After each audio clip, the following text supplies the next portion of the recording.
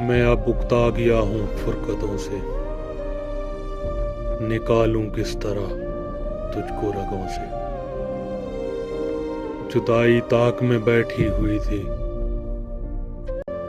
محبت کر رہے تھے مشوروں سے۔ تجھے میں نے، مجھ کو تو نے گوایا، تجھے میں نے، مجھ کو تو نے گوایا، مگر اب فائدہ ان تذکروں سے۔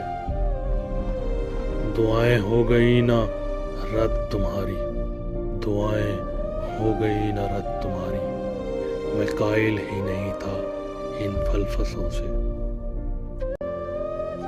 میرے سب حوصلے مارے گئے ہیں تمہاری کم سنی کے فیصلوں سے، میرے سب حوصلے مارے گئے ہیں تمہاری کم سنی کے فیصلوں سے۔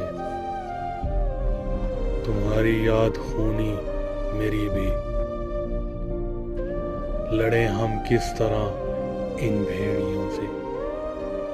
وہ وحشت ہے کہ ہے ایک سوگ برپا، میں ہنستا تک نہیں ہوں کہکوں سے، میں ہنستا تک نہیں ہوں ان کہکوں سے۔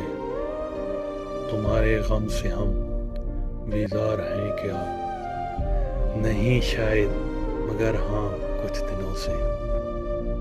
ہمارے بیچ ایک دیوار ہے اب،